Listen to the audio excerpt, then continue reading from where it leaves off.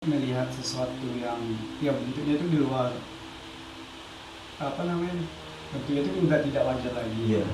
Ada yang bertanduk lah, berdarah segala macam. Untungnya Selamat malam sahabat Gontai semua. Jumpa lagi dengan Real Gontai, orang biasa untuk Indonesia. Salam Gontai. Malam ini sahabat Gontai semua, saya masih dengan Mas Yuda atau Bang Yuda, boleh dipanggil begitu beliau ini. Nah, kita akan dengarkan langsung dari Bang Yuda kisah-kisah atau cerita-cerita misteri beliau selama melakukan pendakian.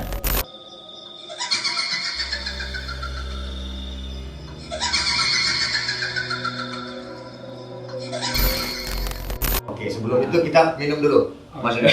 Biar nanti pemirsa bisa mendengarkan ini juga dengan seksama. Biar Kita semangat minum. ya. Biar semangat dengarnya dia. Jadi pemirsa, sahabat Gontai semua, nanti videonya jangan di skip-skip karena cerita ini akan menarik sekali. Kalau nanti di skip-skip videonya, ceritanya tidak akan nyambung. Silakan Mas Yuda, langsung ceritanya. ya jadi ya ceritanya tadi di Kerinci ya, di Ya. Gunung Kerinci dan di Gunung Tujuh itu sempat beberapa kali pernah mengalami sendiri dan pernah tamunya aku mengalami hal mistis tersebut. Yang pertama kali aku mengalami hal yang mistis itu ketika tamu dari Lampung. Dia ini seorang indigo, jadi cewek ya, seorang indigo. Sebelumnya kita udah tahu bahwa di shelter 2 Gunung Kerinci itu adalah yang paling mistis menurut cerita-cerita senior yang terlebih dahulu ya, itu di shelter 2. Nah pas waktu itu kita selalu ini kalau camping ketika naik Gunung Kerinci itu selalu di shelter 3, dan supaya tidak camping di shelter 2 gitu, karena di shelter 2 ini memang agak rawan hal-hal mistis. Nah jadi pas pendakian waktu itu keadaan cuaca terus jalannya kita juga waktu itu lambat karena kita dalam grup yang besar, jadi kita kemalaman. Kita memutuskan camping di shelter 2 karena menuju shelter 3 di malam hari tidak memungkinkan karena sangat kejal dan banyak akar-akar. Nah, jadi dengan kondisi mungkin karena sudah lemas, hujan, capek. Nah, si cewek yang satu ini karena dia indigo, jadi dia bisa melihat semuanya di shelter 2 itu. Tapi dia bisa ini loh, apa namanya? Dia bisa menahan diri dan bisa berkomunikasi. Oh, dengan yang nampak tadi, alam gaib. Alam gaib, kita sebut alam gaib. Nah, di situ dia ngomong kayak aku, Yud, katanya, aku mau cerita. Tapi aku udah tahu, jangan cerita sekarang, ceritanya besok aja pas turun. Oke. Jadi malam itu aku bilang sama temannya Stenda, jangan disuruh ini cewek keluar sendirian, jangan dibiarin dia sendirian, dan pokoknya ditemani terus walaupun si cewek ini nggak bisa tidur. Dia melihat semuanya. Nah besok pagi kita lanjut ke puncak ya, ke puncak. Nah pas di Tugu Yuda itu dia melihat ke arah Danau Gunung Tujuh. Di situ dia melihat, ini dia cerita pas setelah turun nih. Iya, pas dia sampai di Tugu Yuda, dia melihat ke arah Danau Gunung Tujuh. Dia melihat sebuah kerajaan. Kerajaan dari ya. Tugu Yuda ya, Iya. berarti ke arah barat gitu. Ke arah timur. Timur ya, timur. Dia melihat sebuah kerajaan. Ya bisa dibilang itu kerajaan jin. Itu sangat besar sekali, bahkan lebih besar kerajaan di Danau Gunung Tujuh itu daripada di Gunung Kerinci itu sendiri. Berarti di atas Gunung Tujuh, Danau Gunung Di Tujuh. Danau Gunung Tujuh itu kan dari Tugu Yuda itu kan kelihatan tuh Danau Gunung Tujuh. Iya. Nah, di situ dia melihat sebuah kerajaan. Nah, sedangkan di Tugu Yuda itu sendiri, yang pertama saya jelaskan dulu kenapa itu Tugu Yuda. Karena di tahun 91 ada pendaki yang bernama Yuda Sentika hilang di situ tanpa jejak sampai Oh, sekarang. di Tugu itu. Iya, sampai sekarang tidak ditemukan, tidak tahu keberadaannya gimana. Makanya dinamakan Tugu Yuda untuk mengenang beliau ya. Iya.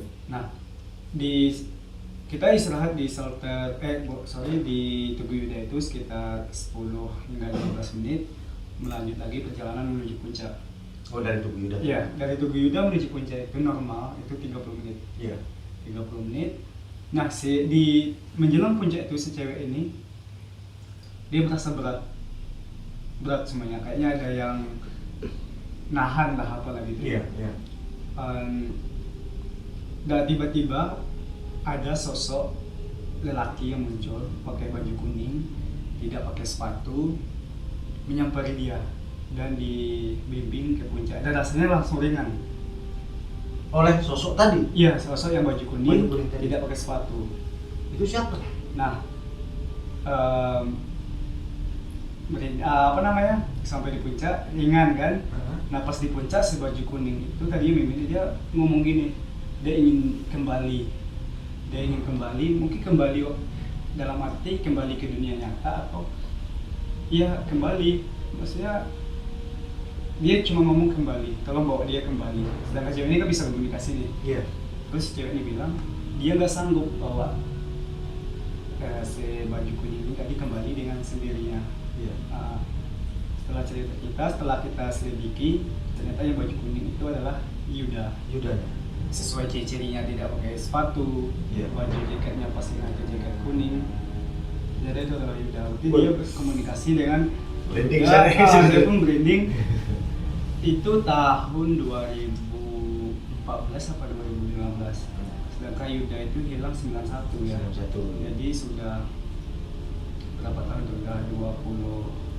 Sudah 24 tahun ya. Yuda itu ingin kembali.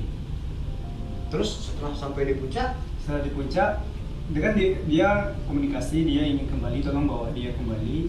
Tapi si cewek ini memutuskan dia tidak bisa membawa kembali karena dia sendiri.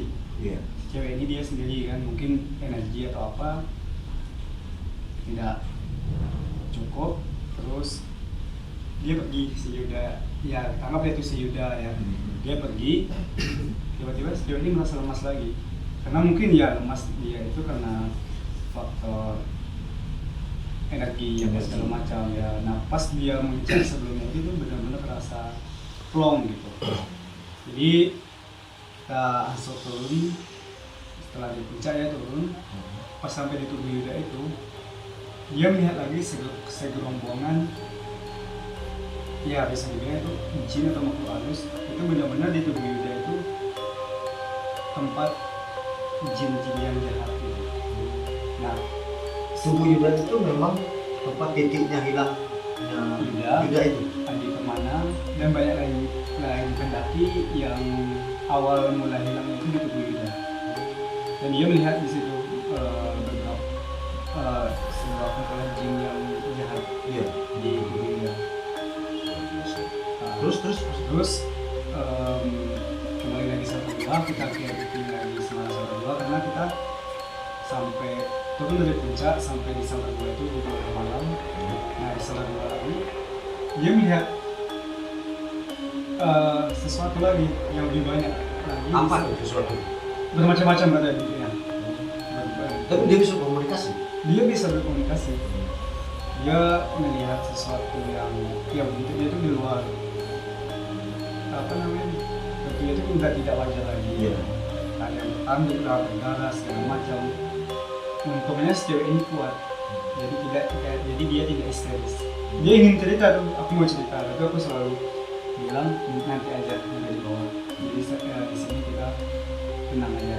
Nah, yang percaya nggak percaya dia bilang kan bahwa makhluk halus itu kalau kita dengar dulu cerita orang tua takut sama cabai, bawang putih, bawang merah gitu kan. Iya. Nah, pas di sore itu kalau banyak tuh antara murid yang Isa. Nah, kita lagi masak.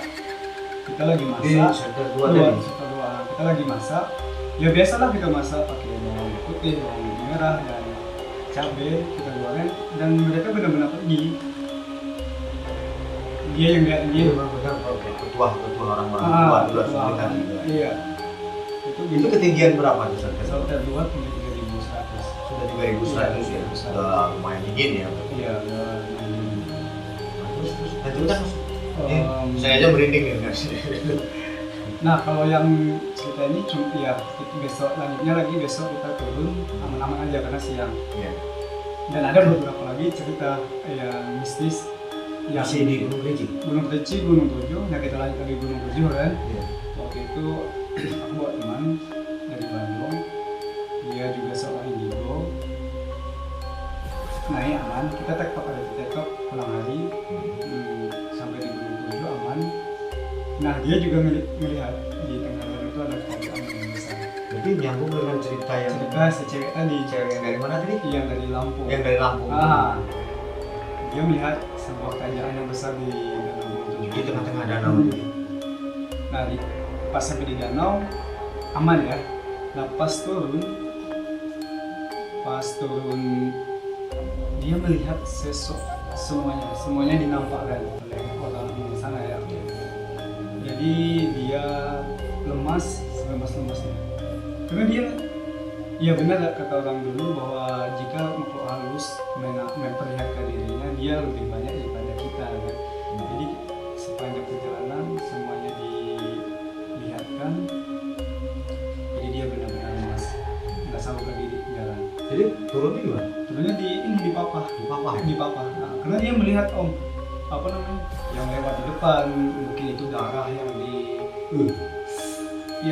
darah yang menampakkan makhluk halus lah ya. makhluk sakral, darah atau mungkin sejenis ular gitu kan. Iya. Sampai biasa turun dari Gunung Tujuh itu normal 1 jam 1,5 jam. Saya normal lama-lambatnya itu 2 jam turun ya. Untuk pemula lah ibaratnya ya. Itu selama-lamanya 2 jam. Kita waktu itu sampai 5 jam. Kena mapah tuh. Kena apa terus ya percaya nggak percaya sih, kita itu diputar-putar gitu, diputar-putar area situ. Jadi tidak sampai di dalam hutan. Dalam hutan. Padahal kita fokus di jalan yang sama, tapi perasaan kita jauh. Bukan hanya perasaan yang jauh, tapi kita lihat waktu juga sudah. Padahal kan sudah gaib di situ, sudah berkali-kali di situ ya. Masih bisa. Masih 77. Dan pernah juga di Gunung Kerinci itu ada kayu bolong, pohon bolong itu terkenal banget. Posisinya antara pos 3 dan salah satu. Kalau tamu kita selalu kita ingatkan dengan foto di situ. Ada beberapa tamu waktu itu foto di situ. Jadi setelah mereka foto di situ, ini posisi naik nih, naik Gunung Kerinci, foto di kayu bolong, ternyata diikutin pohon bolong itu dihuni oleh kuntilanak, diikutin sampai Salatiga aman. Nah pas turun besok harinya ya, besok hari pas turun dari Salatiga menuju Salter 1 dulu nih. Nah di atas Salter 1 itu ada namanya Lembah Dewa. Lembah Dewa kenapa disebut Lembah Dewa? Karena di situ ya kata orang dulu banyak dewa ya. Pengumpulnya kali ya. Iya. Terus di situ ini tamuku dari Malaysia cewek. Oh yang dari Malaysia nih? Ah. Yang foto tadi? Bukan. Yang foto di kayu bolong. Iya, yang cewek dari Yang Malaysia. dari Malaysia. Terus pas turun, nah pas di kayu bolong, di Lembah Dewa, itu sudah sekitar jam 4 sore. Datangnya seorang nenek. Tapi dia yang lihat nih, dia cerita datang seorang nenek bawa 2 orang anak. Dan 2 orang anak ini mirip dengan anaknya dia yang di Kuala Lumpur. Dengan anaknya yang ikut daki ini ya? Anaknya nggak ikut, maksudnya nenek yang bawa anak. Ya maksudnya yang dari Malaysia tadi? Iya. Nenek bawa anak 2 orang, menghampiri dia. Kata nenek itu, ini anak kamu, ambil. Kenapa kamu tinggalkan anak kamu? Dia bilang kan. Saya mau berhenti. Terus kenapa kamu tinggalkan anak kamu? Kamu ini ibu yang tidak bertanggung jawab. Pokoknya nenek itu marah lah. Iya. Seorang nenek lah gitu lah ya. Terus dia mikir, tidak mungkin ini anak aku.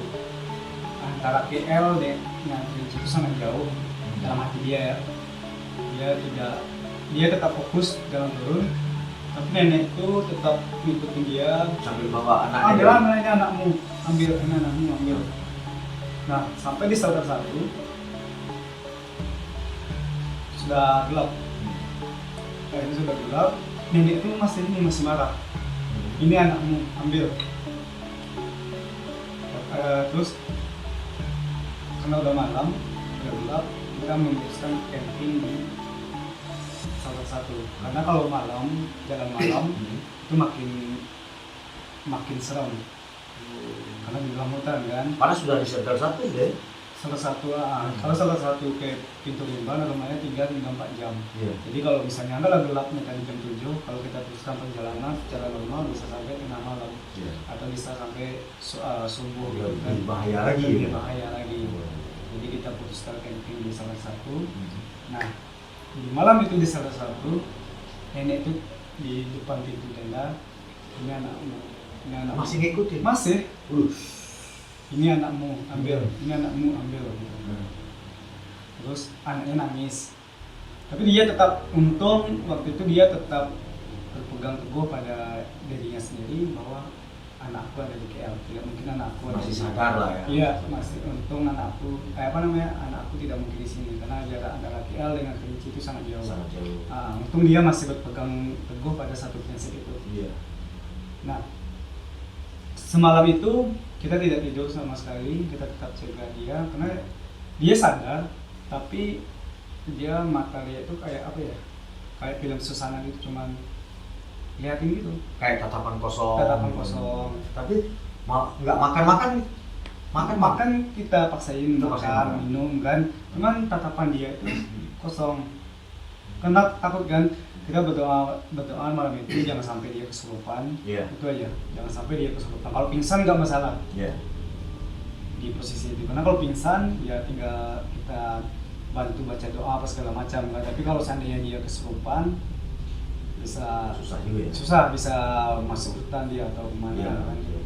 Jadi besok pagi nenek itu pun masih ngikutin dia.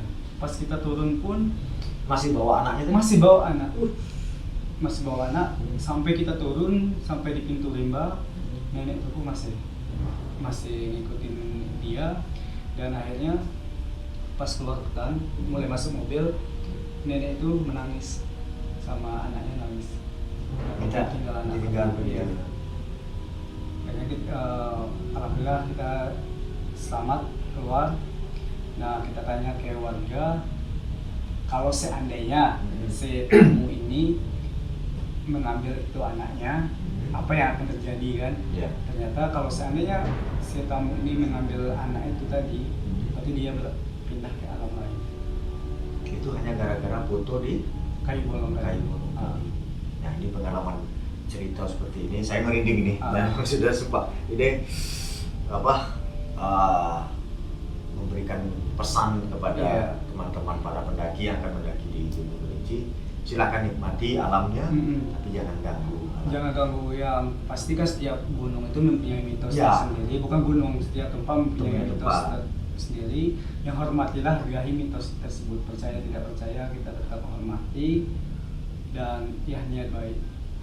Kalau yang kejadian mistis membuat kecelakaan, misalnya ada luka atau patah, itu pernah? Itu di tahun 2015. Jadi aku bawa sekelompok alumni ITB dari Gunung Kerinci. Alumni ITB. Ya, alumni ITB mendaki Gunung Kerinci itu 14 orang.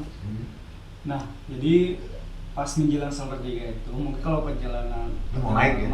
naik perjalanan normal 10 menit sampai di Salatiga. Ya. Tapi karena cuaca itu hujan, satu orang tergelincir lalu dislokasi. Akhirnya ya mau dibawa turun kembali tidak mungkin karena udah sore dan habis hujan, pasti tambah repot kan. Iya. Akhirnya kita bawa ke Salatiga. Nah, itu ada hubungannya dengan cerita yang misteri? Iya, bisa jadi ada didorong atau apa ya. Kita bawa ke Salatiga.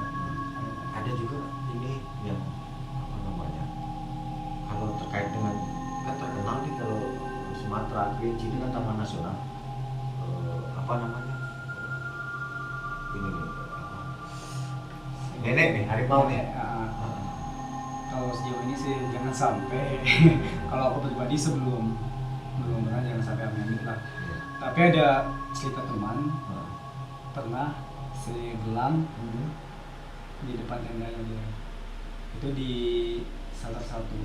Masih kan Makanya disarankan mendaki jalan camping di bawah salah satu. tapi dia tidak ganggu. Dia nggak ganggu, tapi kalau kita dengar suara atau jejak pasti kan Ya takut juga. Takut, Karena apalagi si belang kalau di alam kan luar iya, biasa. karena sebelang di Kerinci itu kan apakah itu benar sebelang atau jadi-jadian gitu kan.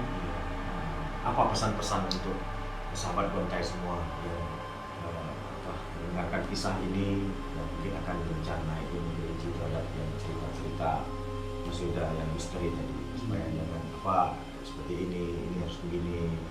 Iya, kita kan tujuannya naik gunung itu untuk menikmati ya. Iya. Untuk menikmati, jadi jangan besar omongan, Sombong ya, sombong, angkuh, dan ikuti aturan. ikuti aturan dan hormatilah mitos tempat. Percaya nggak percaya apapun agama kita, semuanya kan sama dan dihormati. Ya itu. Pesan-pesan terhadap ini apa namanya, kan teman-teman kadang ada yang mau ngambil bunga edelweiss atau nanti pohon ini agak bagus ini kan ada juga seperti Iya. itu. Nah, bagaimana kalau ada di Kalau di Kerinci, walaupun di Gunung Malapi itu komunitas itu semua pelanggaran aturan ya. Bukan hanya egois, tapi semua tumbuhan itu tidak boleh didekati, dan apapun itu benda yang di alam tidak boleh dibawa pulang. Bisa jadi itu karena juga sampahnya kecuali ya. iya, jadi sampai mau dibawa pulang. Bisa juga dan pernah membawa sesuatu pulang ternyata diikuti. Itu makanya Jadi ya, itu juga pernah saya alami. Pernah ya? Itu tamu saya dari Malang, perempuan juga. Dari Malang. Jadi pas di di atas salah satu juga di Lembah Dewa tadi, dia menemukan buah itu keras. Diambil 4 biji. Maksud dia bawa pulang untuk jadi kalung gitu. Iya. Nah, kita waktu itu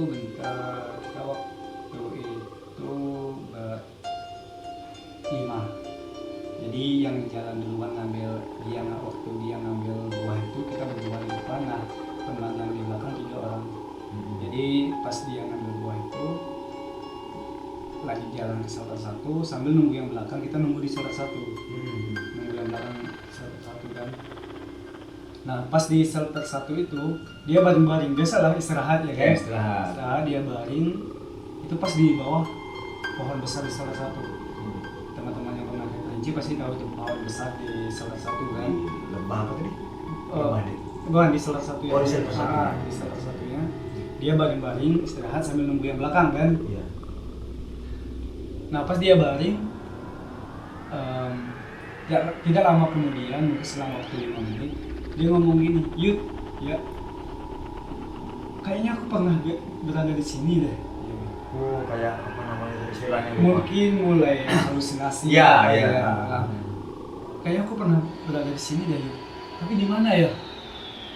Pas dia ngomong sadar. Pas dia ngomong itu kabut langsung Datang kabur. Aku langsung ke dekat dia. Ngawur bilang gitu kan. Ya sekitar setengah jam kemudian temannya datang, yang 3 orang di belakang ini. Kita istirahat bentar. Itu sekitar jam 5 sore. Setelah kita istirahat bentar, kita lanjut lagi turun. Nah ketika kita turun dari shelter satu ke pintu rimba,